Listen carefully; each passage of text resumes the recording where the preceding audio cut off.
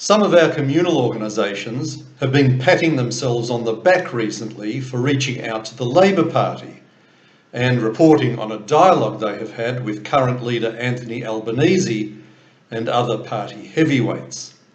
They all got a bit excited with what they perceived as positive experiences, but I have to say, I'm much less enthralled.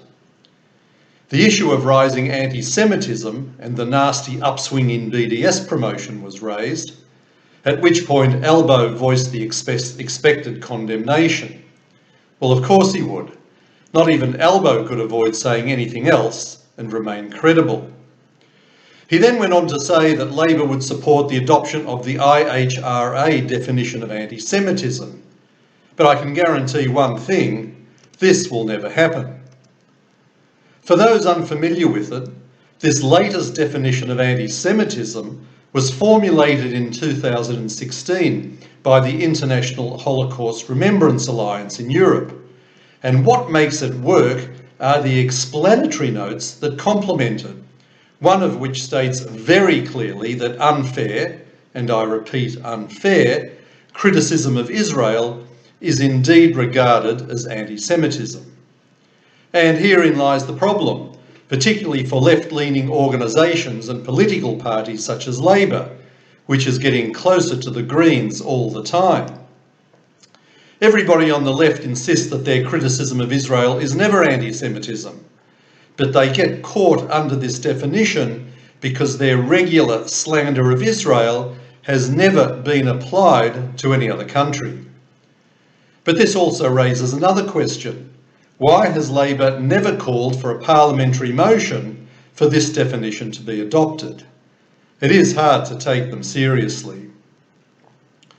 Also discussed were other subjects such as Labor's policy of recognising something called a State of Palestine. But did our leadership organisations even bother to raise the disgraceful gagging of Michael Danby when all he wanted to do was introduce some debate on the subject? If they did, they are not telling.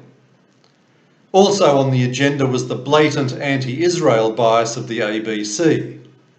And yet after all this discussion, what successes can our erstwhile leaders claim they have achieved here? I can tell you, absolutely nothing. They licked the boots of the Labor Party, but didn't get one concession out of them on anything of real importance to the Australian Jewish community. Yes, Albo criticised Bob Carr, but that wasn't taking much of a risk, as 95% of people on all sides of politics thinks he is a total nutter. What we need is to see the Labor Party standing up for the Jewish community. But all our leaders got was more spin than a stack of records, and what was worse, they thanked Albo and his comrades profusely and no doubt walked away congratulating each other on how successful they have been. Does the word naive come to mind? And let's not forget that old chestnut where Albo and Penny Wong reiterated Labor's support for a two-state solution, and our leaders swallowed it hook, line and sinker, despite the fact that for over 100 years the Arabs have not shown one iota of interest in coexisting peacefully alongside a Jewish Israel. Labor has got our communal leaders wrapped around their little fingers, and they know it.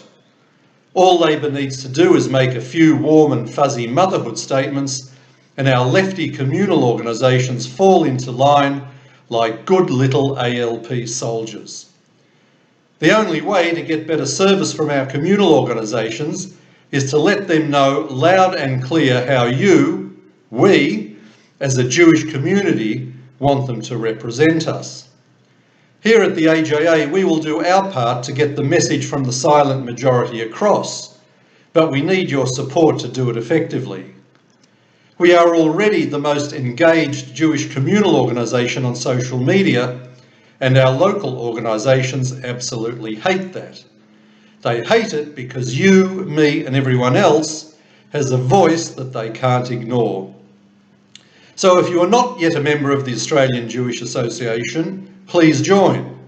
It's easy to do by going to jewishassociation.org.au. The more support we get, the louder our voice becomes and the easier it is for us to fight on your behalf. We can't do it without you. This is Alan Friedman for the Australian Jewish Association.